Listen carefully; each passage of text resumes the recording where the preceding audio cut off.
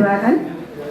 आदरणीय पत्रकार बन्धुहरू तथा जातीय विभेद विरुद्ध विभिन्न सङ्घर्षको मैदानमा क्रियाशील आदरणीय साथीभाइहरू, आज हामी यहाँ म धेरै लामो कुरा गर्दिनँ। आज हामी यहाँ दुईटा उद्देश्य लिएर आएका छौँ। एउटा, हामीले नेपालमा जात प्रथाको कारणले गर्दाखेरि जुन किसिमको हत्या, हिंसा, बलात्कार, मान्छेको बिचमा चाहिँ जुन किसिमको चाहिँ एउटा अवस्था सिर्जना भएको छ, त्यसको अन्त्य गर्नको लागि र एउटा नयाँ समतामूलक समाज निर्माण गर्नको लागि, स्वतन्त्र, समानता र भातृत्वमा आधारित समाज हामीले निर्माण गर्नको लागि नेपालमा अहिले जुन किसिमको चाहिँ एउटा जातीय मुक्ति आन्दोलन चलिरहेको छ, त्यो आन्दोलनले अहिलेसम्म जुन किसिमको चाहिँ एउटा गतिविधि गर्यो, त्यो गतिविधिले मात्रै यहाँको जुन किसिमको चाहिँ एउटा विभेद छ, त्यो विभेदलाई अन्त्य गर्न सकिँदैन।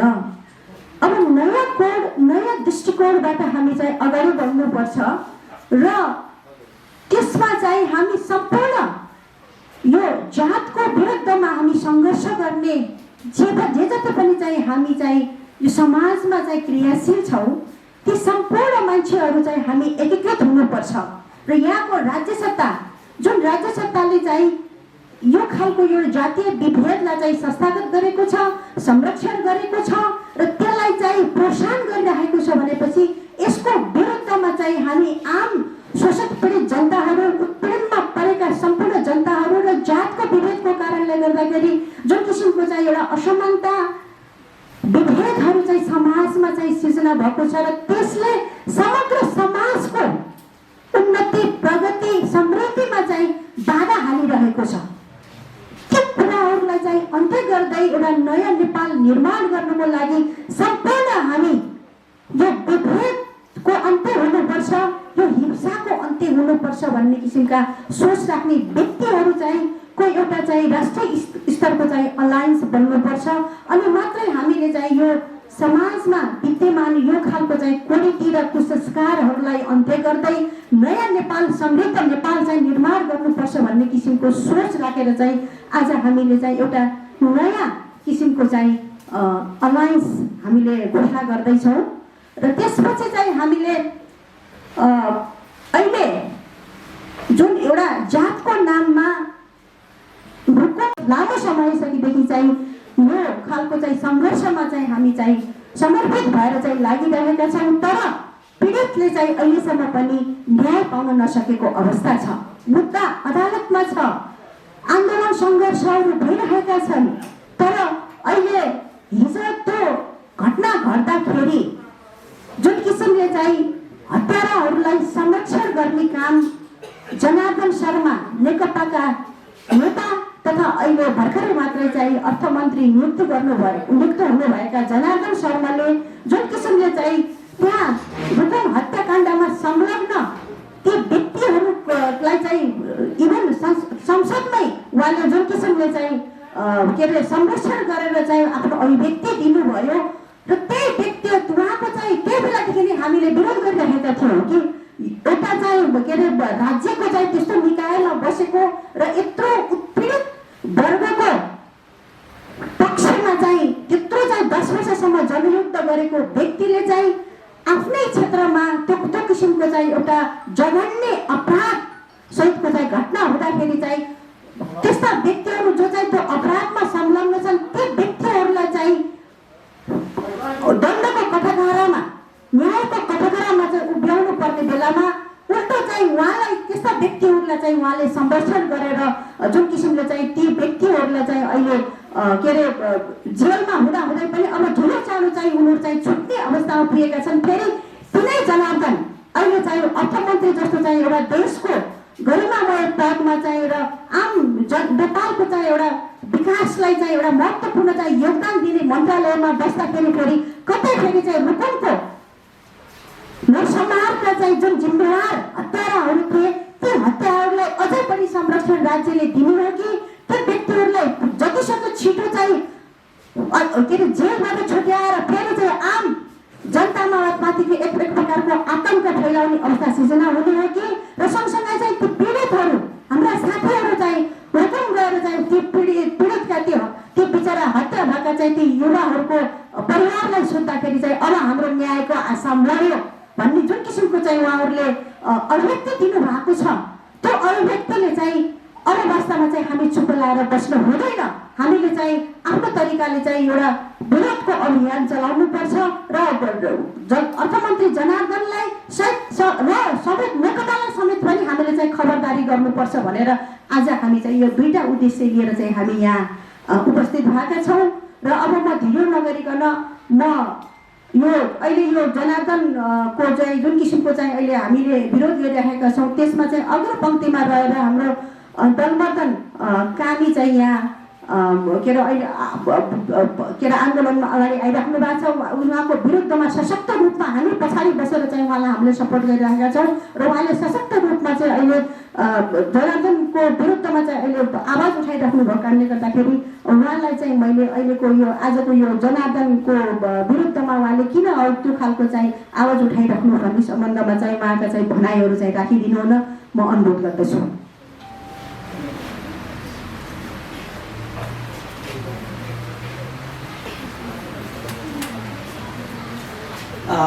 धन्यवाद आदरणीय दिदी कमला हिमचुरी ज्यू।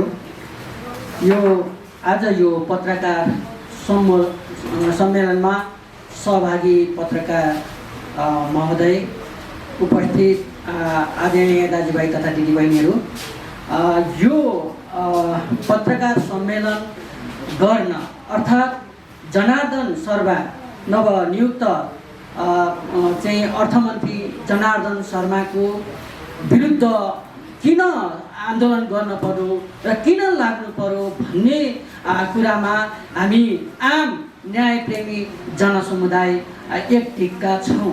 भलै कसैले यो कुरा व्यक्त गर्न सक्नुभएको छ, कसैले सक्नु भएको छैन।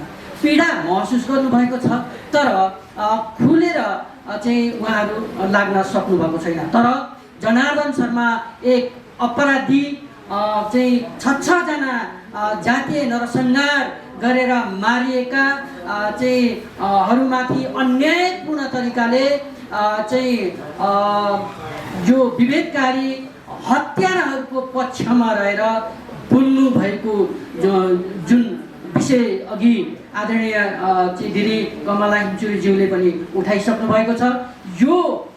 यो पत्रकार सम्मेलनको विशेष जिम्मेवारीका साथ चाहिँ आदरणीय हाम्रो हामी 4 जनाले यसलाई विशेष गरेर हामीले यसलाई नेतृत्व लिएका छौँ। म सबै उहाँहरू 4 जना जवाबदेही हुनुहुन्छ।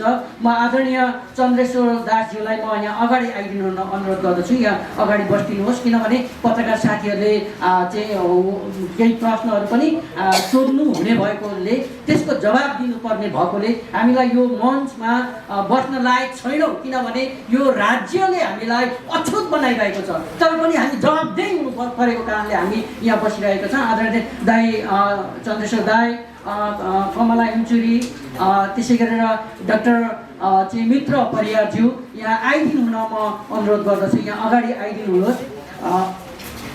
डाक्टर मित्र परियार कता हुनुहुन्छ? म उहाँलाई उहाँहरूलाई यहाँ बस्दिनुहोस् भनेर म आग्रह गर्न चाहन्छु। हाम्रो यो चाहिँ पत्रकार सम्मेलनमा विभिन्न आन्दोलनकर्मी, न्यायप्रेमी साथीहरू, जिम्मेवार साथीहरू पनि यहाँ यस ठाउँमा हुनुहुन्छ। मैले देखिरहेको छु आदरणीय चाहिँ जीवन मङ्गोलजी पनि हाम्रो बिचमा हुनुहुन्छ। यहाँलाई पनि यथा स्थानमा चाहिँ आसन ग्रहण गरिदिनु न म अनुरोध गर्दछु। त्यसै गरेर यहाँ चाहिँ परिवर्तन भट्टराई हुनुहुन्छ।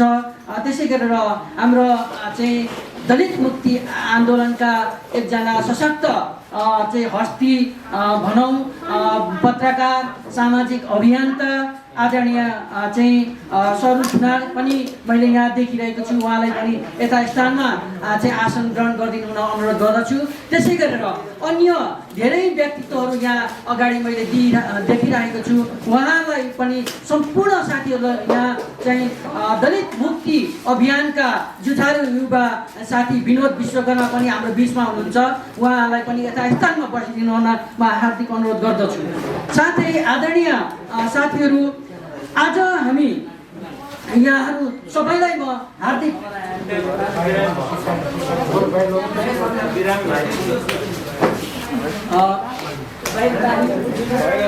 आदरणीय साथीहरू,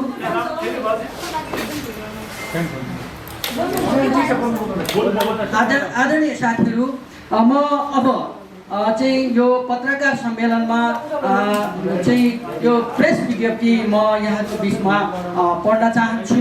र यो प्रेस विज्ञप्ति हामीले किन गरेका छौँ मैले अघि पनि भने, म सम्पूर्णमा म आग्रह गर्न चाहन्छु, अनुरोध गर्न चाहन्छु र यो प्रस्तुतका लागि साथीहरू यहाँ तयारी हुँदै हुनुहुन्छ चाहिँ मिडियाका साथीहरू, त्यो कारणले नि मैले एकछिन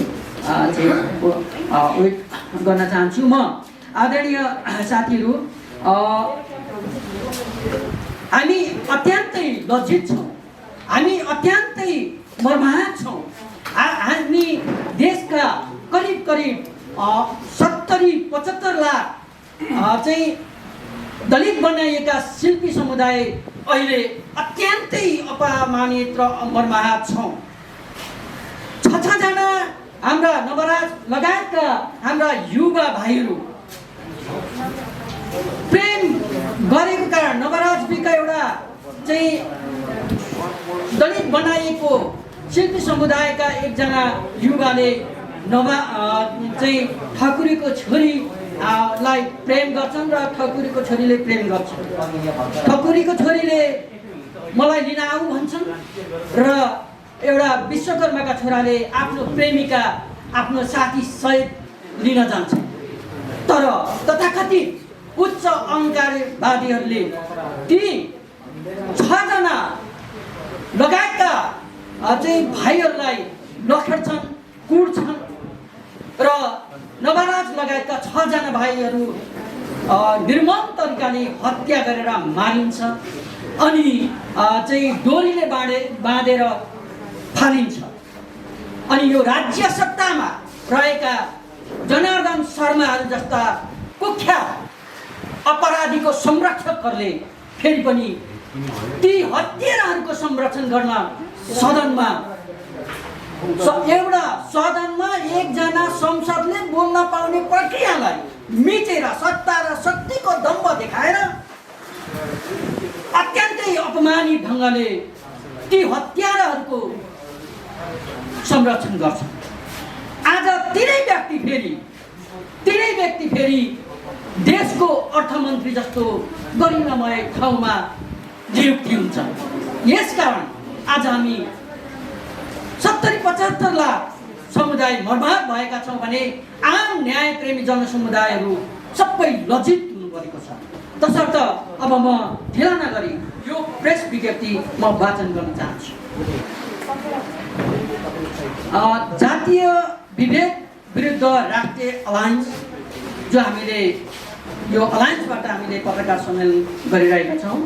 पत्रकार मित्रहरू, तमाम राजनीति र कानुनी परिवर्तनका बावजुद हाम्रो देशमा कथित अछुत वा दलित बनाइएका 60देखि 70 लाख दलितमाथि अपमान, घृणा र हिंसा झनै बढेर गएको छ। कुनै पार्टीको सरकारले पनि नयाँ कानुन कार्यान्वयन गर्दै छुवाछुत अपराध र अत्याचार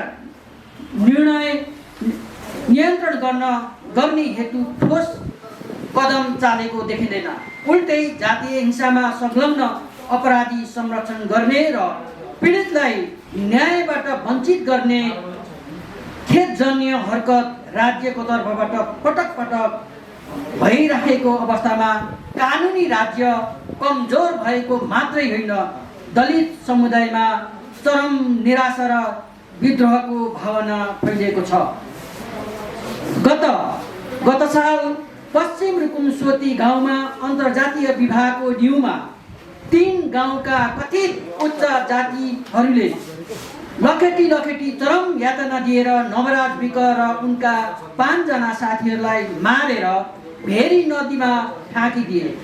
त्यो सम्भवतः नेपालको इतिहासमै सबैभन्दा ठुलो जातीय नरसंहार मध्ये एक हो। जातीय अहंकार र घृणाको सबैभन्दा क्रूर रूप थियो त्यो। उक्त जातीय हिंसाले नेपाली समाजको, नेपाली धर्म संस्कारको, नेपाली सभ्यताको अन्तर्राष्ट्रिय बेइज्जती भएको सबैमा महसुस गरेका छन्। तर सांसद जनार्दन शर्माले संसदमा मृतकहरू आफै भेरी नदीमा हाम फालेर डुबेर मरेका भन्ने झुटो विवरण प्रस्तुत गरे। उनले आफ्नो पार्टीका मानिस र नातेदार अभियुक्तहरू समर्थन गर्ने अभिप्रायले शक्तिको दुरुपयोग गर्दै कानुनी प्रक्रिया प्रभावित गरेको आम बुझाइ छ। तिनै विवादित व्यक्तिलाई नवनिर्मित देउबा सरकारमा अर्थमन्त्री नियुक्ति गर्दा तमाम दलित शिल्पी समुदायले घोर अपमान महसुस गरेको छ। उनले सरकारको यति जिम्मेवार पदमा बस्ने नैतिक हैसियत राख्दैनन्। हाल सर्वोच्च अदालतमा विचाराधीन मुद्दामा पीडित पक्षले मगर र ठकुरी मृतकका परिवार समेतले न्याय नपाउने खतरा समेत बढेर गएको छ। तसर्थ शर्मालाई तुरुन्त बर्खास्त गरी कानुनी शासनको प्रत्याभूति गर्न हामी जोरदार माग गर्दछौँ। यसका साथै हाम्रो आन्दोलनका तर्फबाट निम्न मागहरू राख्दछौँ। 1. अपराधीको पक्षमा संसदमा बोलेकोमा सार्वजनिक माफी माग। सबै मृतकहरूलाई जातीय समानता र न्यायको लडाइँमा शहीद घोषणा गर। 3. पीडित परिवारलाई शिक्षा, स्वास्थ्य, रोजगार, घाँस बाँस कपासको व्यवस्था गर। छुवाछुत र जातीय विभेद नियन्त्रण गरी समाजमा न्याय, शान्ति, सद्भाव, भाइचारा कायम गर्ने हाम्रो यो आन्दोलन र आवाजलाई साथ दिनुहुन राजनीतिक, पत्रकार, बुद्धिजीवी, नागरिक समाज लगायतका सम्पूर्ण न्यायप्रेमी दाजुभाइ दिदीबहिनीहरूमा हार्दिक आह्वान गर्दछौँ। संयोजकहरू दलमर्दन कामी, चन्द्रेश्वर दास, कमला हिमचुरी र डाक्टर मित्र परियार। धन्यवाद। र अनुभूति गरेको चाहिँ के हो भन्दाखेरि चाहिँ वास्तवमा चाहिँ यी जुन किसिमका चाहिँ क्रान्तिहरू नेपालमा भए, परिवर्तनका लागि राजनीतिक सङ्घर्षहरू भए, ती सङ्घर्षहरू वास्तवमा चाहिँ आम शोषित पीडित जनताको मुक्तिको लागि भन्दा पनि केही मान्छेहरूको चाहिँ सत्ता स्वार्थमा को लागि चाहिँ भएको हो कि भन्ने चाहिँ एउटा प्रश्न चिन्ह चाहिँ यहाँ खडा भएको छ। र त्यही कुरालाई चाहिँ हामीले चिर्दै अब हामीले राजनीतिक रूपमा, सामाजिक रूपमा विभिन्न कारणले गर्दाखेरि चाहिँ जुन एउटा विभाजित चाहिँ उत्पीडितको आन्दोलन छ, त्यो आन्दोलनलाई फरक कोणबाट अगाडि बढाउनुपर्छ।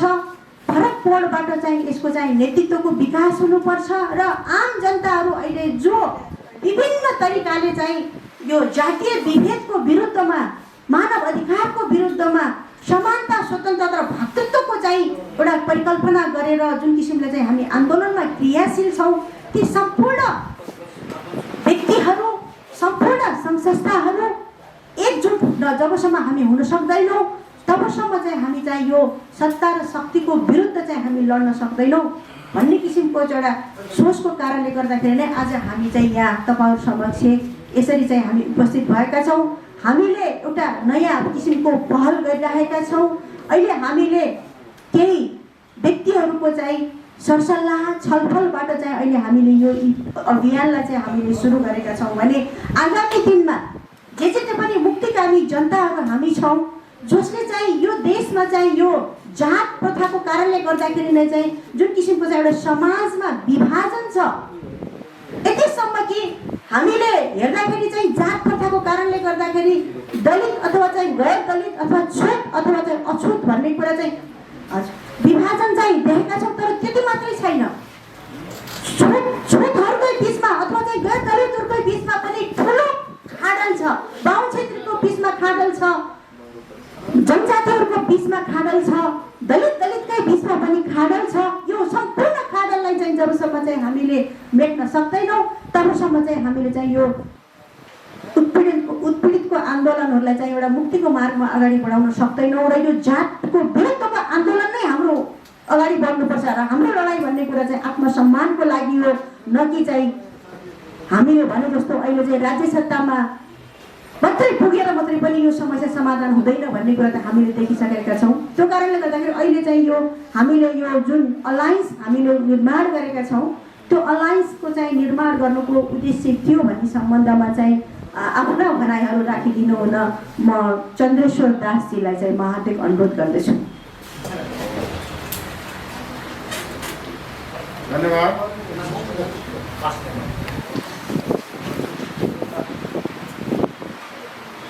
जातीय विभेद विरुद्धको राष्ट्रिय एकताको तयारी गर्दैछ। पत्रकार साथीहरू, पुरै जमाना यस्तो जमाना थियो जति बेला मालिकका राजा महाराजाको कुरा मात्रै जनतासम्म पुग्थ्यो, किनभने त्यति बेलाका मिडिया, त्यति बेलाका पत्रकार पनि कसैका गोजीका पत्रकार हुन्थे, कसैका गोजीका मिडिया हुन्थे। मलाई गौरव छ, हामीलाई गौरव लागेको छ, अहिले हामीले पनि बोल्न पाएको छौँ र हाम्रो आवाज पनि जनताको जनजनसम्म पुग्नेछ। सरकारको प्रत्येक अङ्गमा जहाँ हामी पुर्याउन चाहन्छौँ यहाँहरूले त्यो आवाजलाई त्यहाँ पुर्याउनु हुनेछ भन्ने आशा राखेको छौँ। नेपालमा आज जनार्दन शर्माको विरुद्धमा मात्रै यो आन्दोलन, यो घोषणा हुन गइरहेको छ जस्तो मलाई लाग्दैन। यो जनार्दन शर्माहरू नै छ यो देशमा थुप्रै, यति धेरै जनार्दन शर्माहरू छन् जसले नवराज विश्वकर्माको घटना त के, नवराज विश्वकर्मा जस्ता घटना पनि यो मिडियाले गरेर, तपाईँहरूको मिडियाले गरेर, अहिलेको जुन सोसल मिडिया छ, सामाजिक सञ्जाल छ, त्यसले गरेर जनजना पुगेको छ। नभए यस्ता नरसंहारहरू योभन्दा पहिले पनि भएको थियो, तर त्यो घटना राष्ट्रियकरण भएको थिएन। अहिलेको घटना राष्ट्रियकरण भएको छ। म यहाँलाई जनार्दन शर्मासँग जोडेर अर्को एउटा उदाहरण बताउन चाहन्छु। जब म कलेजमा पढ्थेँ, जनकपुरको रारा बहुमुखी क्याम्पसमा पढ्थेँ, त्यति बेला बहुत चर्चित, अहिलेको चर्चित मातृका प्रसाद यादव पनि त्यही कलेजमा आएमा धेरै सिनियर हुनुहुन्थ्यो, उहाँ पनि पढ्नुहुन्थ्यो। पञ्चायतकाल थियो, ढोका बन्द गरेर प्रोफेसरलाई एकछिन सर तपाईँ चुलाएर बस्नुहोस् भनेर भन्नुहुन्थ्यो, अनि उहाँ आएर लेक्चर दिनुहुन्थ्यो। लेक्चर दिँदा उहाँले भन्नुहुन्थ्यो सामन्तवादले कसरी शासन गर्छ यो देशमा, हाम्रो समाजमा कसरी शासन गर्छ भन्दाखेरि के भन्नुहुन्थ्यो भन्दाखेरि एकजना जमिनदार गाउँमा हुन्छ अनि उसको एक भाइ आफन्त प्रहरीमा इन्स्पेक्टर हुन्छ, अर्को भाइ हस्पिटलमा डाक्टर हुन्छ। अन्त जमिनदारले गाउँमा एकजना गरिबको हत्या गर्छ अनि इन्स्पेक्टरले अनुसन्धान गर्छ, इन्स्पेक्टर पनि उसको आफ्नै मान्छे हुन्छ, अनि पोस्टमार्टम गर्ने डाक्टर पनि उसको आफ्नै मान्छे हुन्छ। अन्त यसरी तालमेल मिलेको हुन्छ सामन्तहरूको, जसले गर्दा त्यो हत्या पनि आत्महत्यामा परिणत हुन्छ। मातृका यादवले त्यसो भनेर सिकाइरहँदा हामीले पनि ओहो यो विचारधारा त बहुत राम्रो विचारधारा रहेछ, सर्वहारा वर्ग सङ्घर्ष सुन्दै राम्रो, कति राम्रो कुरो। पछि यहाँलाई याद होला नवराज विश्वकर्माको घटनाको केही दिन पछि शम्भु सदाको पनि हत्या भयो। धनुषाको सबैलाको प्रहरी चौकीमा शम्भु सदाको प्रहरीद्वारा हत्या भयो। त्यो हत्याको नानी बेनी मिलाउँदा ठ्याक्कै मातृका यादवले भनेको जस्तै त्यो गाउँका जमिनदार ठुलो नेता मातृका यादव, त्यो इन्स्पेक्टर चाहिँ त्यो थाना बसेको इन्स्पेक्टर चाहिँ मातृका यादवको ज्वाइँ, अनि त्यो शम्भु सदालाई पोस्टमार्टम गर्ने डाक्टर उसको आफन्त। तिनैजना उनीहरूकै मान्छे परेपछि त हामीले न्याय कसरी पाउँ? माओवादी आएपछि, मार्क्सवाद आएपछि गरिबले न्याय पाउँछ भन्ने मातृका यादवहरू, जनार्दन शर्माहरू जब आफै हत्या गर्न र हत्यारालाई बचाउन अगाडि बढ्छ तब त मार्क्सवादको जुन सिद्धान्त छ, मार्क्सवादले जे कुरा भनेको छ, जुन वैज्ञानिक समाजवाद स्थापना गर्छु भनेको छ, त्यो वैज्ञानिक समाजवाद स्थापना नभएर यो मार्क्सवादको नाममा अर्को फेरि शोषण र दमनको चक्रव्यूहमा यो नेपालको जनतालाई फेरि फसाइँदैछ। जाति विभेद र छुवाछुतको उत्पत्ति कहाँबाट भयो? किन जनार्दन शर्माहरू मात्रैका यादवहरूले अझै पनि दलितमाथि अन्याय अत्याचार गर्नु उनीहरूलाई शरम लाग्दैन? उनीहरूलाई भय छैन? धेरै साथीहरूलाई लाग्दो हो बाहुन त खराब हुन्छ, छेत्री खराब हुन्छ। छेत्री बाहुनले प्रायः जसो दलितलाई शोषण उत्पीडन गर्छ। यो बाहुन खराब भएर दमन गरेको होइन, बाहुन छेत्रीको चाहिँ दलितसँग दुश्मनी भएर दमन गरेको होइन। डाक्टर अम्बेडकरले एनिहिलेसन अफ कास्ट भन्ने पुस्तकमा लेख्नुहुन्छ, हिन्दूहरू अमानवीय भएर, हिन्दूहरू क्रूर भएर दलितहरूमाथि अत्याचार गरेको कसैले बुझ्नुहुन्छ भने त्यो गलत हो। किनभने उनले अवलम्बन गरेको, उनले मानिआएको धर्म नै त्यस्तो धर्म हो जसले एउटा मानवबाट अर्को मानवलाई मानवीयताको व्यवहार गर्न सिकाउँदैन।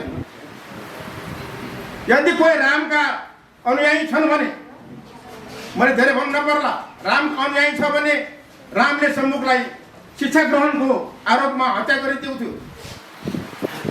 अहिले पनि रामका अनुयायीहरू छन्, तिनले अहिले पनि दलितहरू पढेको, जनजातिहरू पढिरहेको देख्न चाहँदैन। किनभने रामले जे गरेको थियो अहिले उनले पनि त्यही गर्दैछ। महाभारत कालमा एउटा कथा छ, द्रोणाचार्यले एकलव्यको औँला काटिदिएको।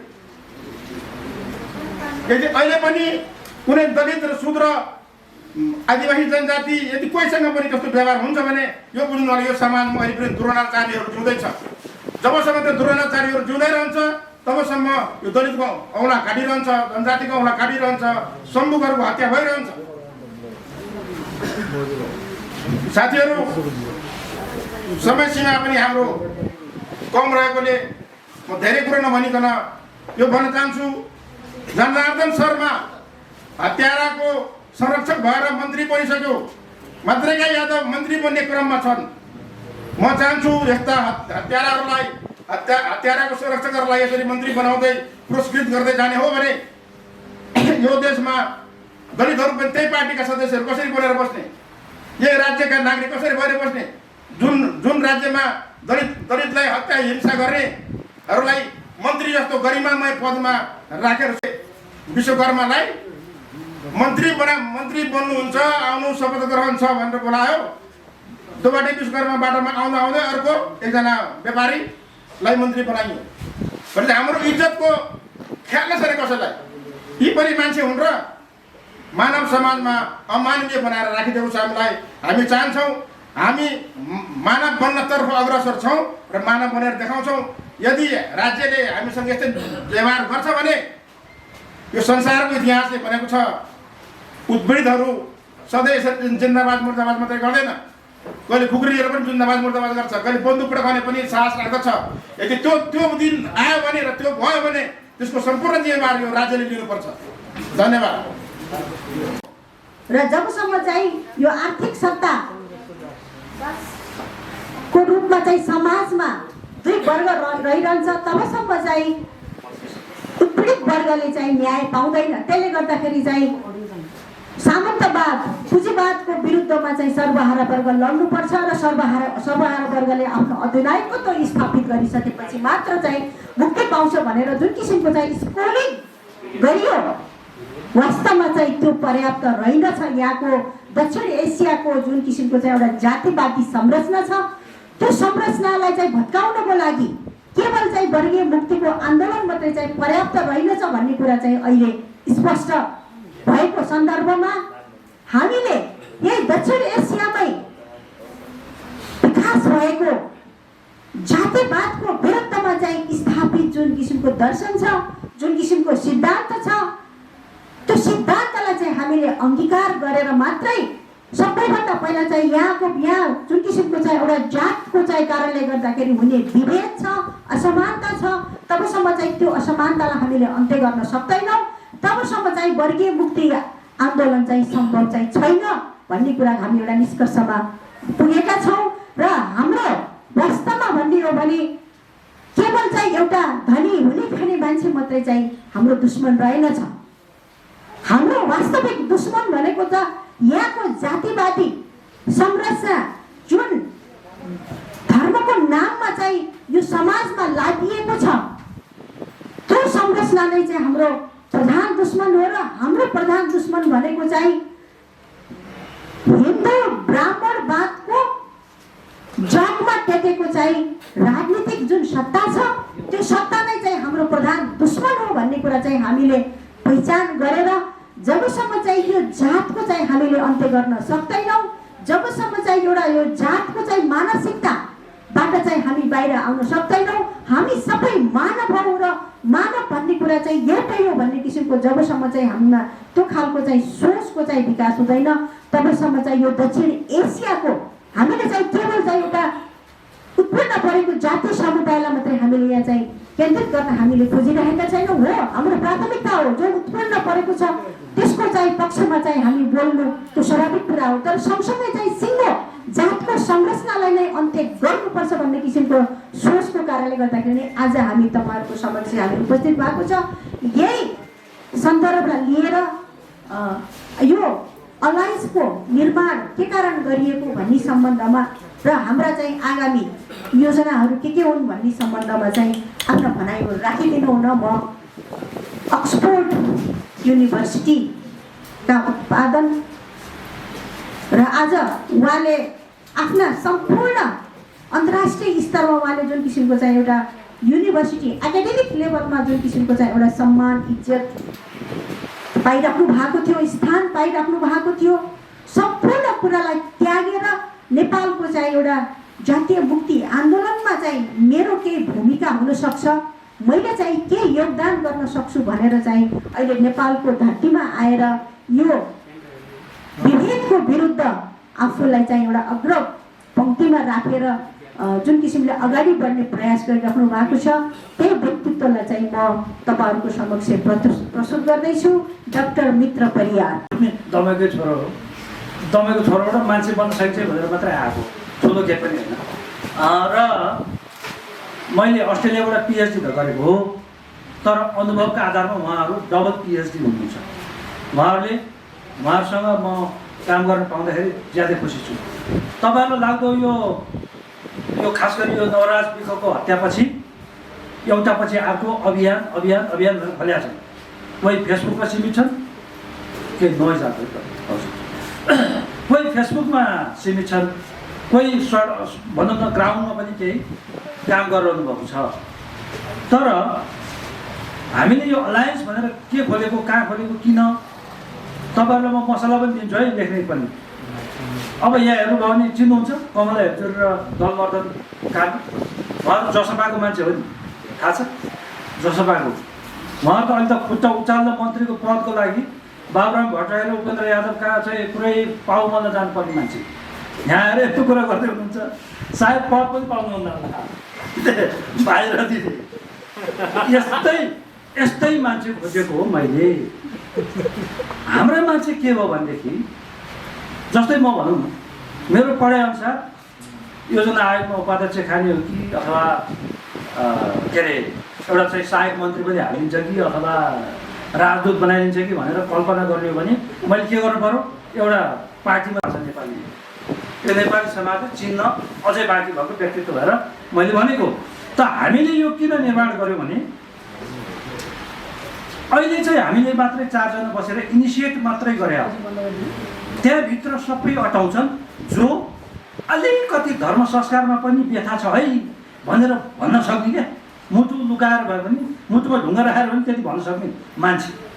फेरि त्यो मान्छे भन्ने बित्तिकै दलित होइन, शिल्पी मात्रै होइन, एनी बडी, बाहुन, छेत्री कति सपोर्ट गर्छन्। आज मात्रै मेरो नयाँ पत्रिकामा छापिएको छ लेख त्यही दोबाटेको बारेमा। दोबाटेलाई चाहिँ चौबाटोमा चाहिँ चौपट पार्यो भनेर कस्तो आकर्षक शीर्षकमा ओपिनियन पिस सुचित महतले छापिदिनु भएको छ।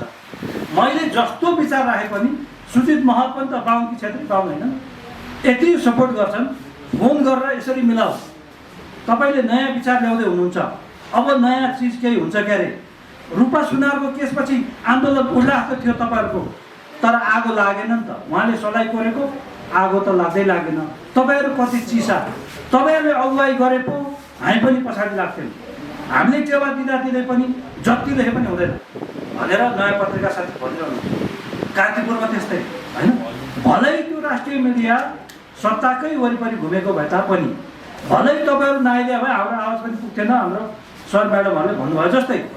त्यो भए तापनि हामीलाई साथ सपोर्ट गर्न चाहने बाहुन क्षेत्री पनि प्रशस्तै छन्, लिबरल माइन्डेड छन्, खगेन्द्र सङ्ग्रौला जस्ता मान्छेहरू छन् होइन। त्यसकारण अब म मुख्य विषयमा आउँछु। यो नवराज हत्याकाण्ड सम्भवतः नेपालको इतिहासमा सबभन्दा ठुलो जातीय नरसंहार हो। सायद यो तहको जातीय नरसंहार, यो तहको जातीय घृणा, हिंसा राणाकालमा पनि सम्भवतः भएको थिएन। यसलाई म त्यतिखेर लन्डनमा थिएँ। यसबारेमा मैले लन्डनमा परराष्ट्र मन्त्रीलाई चिठी लेखेको छु। उहाँबाट उहाँको सेक्रेटरी मार्फत उत्तर पनि पाएको छु। यो घटनालाई गार्डियनले लेखेको छ, टाइम्स पत्रिकाले लेखेको छ, बीबीसीले लेखेको छ। अन्तर्राष्ट्रिय नजर यसमा परेको छ। अस्ति भर्खरै मात्रै म लन्डनबाट आएको 8 महिना भयो। अस्ति भर्खरै मात्रै म नवराज घर गएर एक रात बसेर आएँ। त्यहाँ एकदम घाउ अझै पीडा अझै आलो छ। उहाँहरू भन्नुहुन्छ पारिश्रोतीबाट कोही आयो भने मारेर फालिदिउँ जस्तो हुन्छ। त्यो किन भइरहेको छ भने राज्यले अपराधी जोगायो भन्ने उहाँहरूमा ठुलो विश्वास छ। उहाँहरू मात्रै होइन, समग्र जाजरकोटपट्टि विश्वास छ। र कतिपय घुमाउरो पाराले बुझ्दा रुकुम पश्चिमका भेरीपारीका मान्छेले पनि त्यही भन्छन्।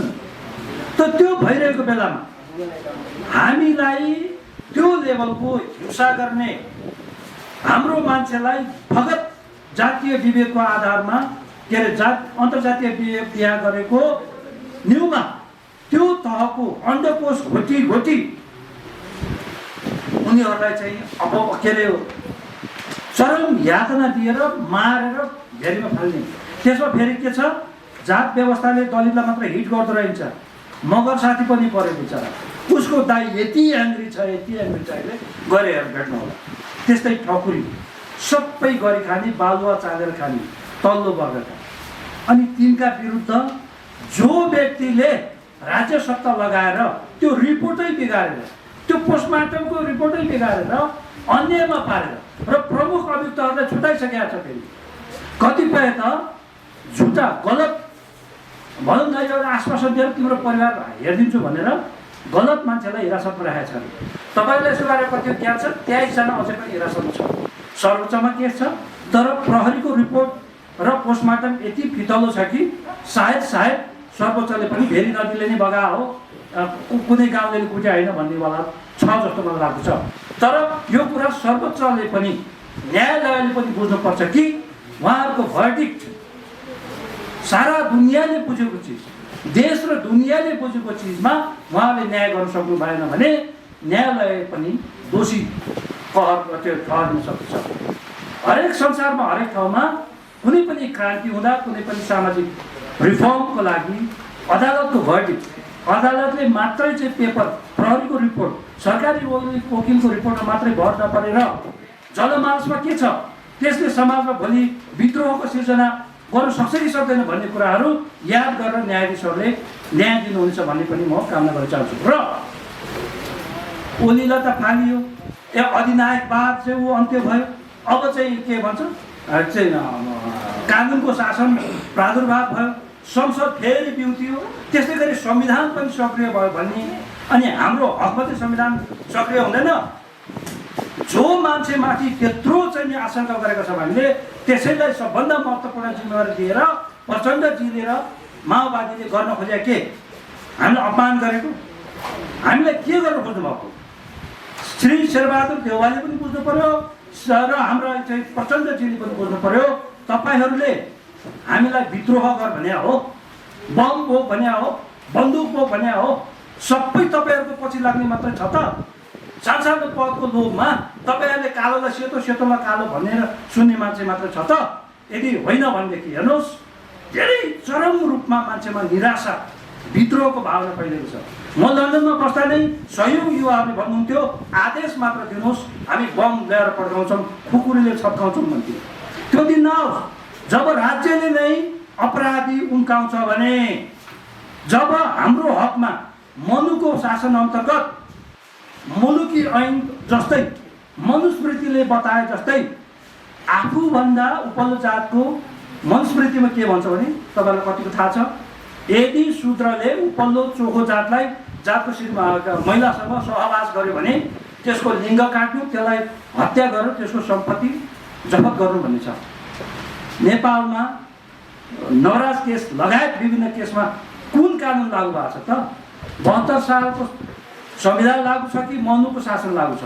त्यो मनुको शासनलाई इन्फोर्स गर्नलाई जब प्रचण्ड जस्ता सारा उत्पीडितले चाहिँ आफ्नो मुक्तिदाता ठानेका प्रचण्ड जस्ता व्यक्तिले पनि थोरै पनि सोच दिनुहुन्न भने, देउबा जस्ता प्रजातन्त्रका लागि लडेका, आजीवन लडेका र 4 चोटि 5 चोटि प्रधानमन्त्री भएकाले पनि थोरै पनि विचार गरिदिनुहुन्न भने हामी न्याय खोज्न कहाँ जाने?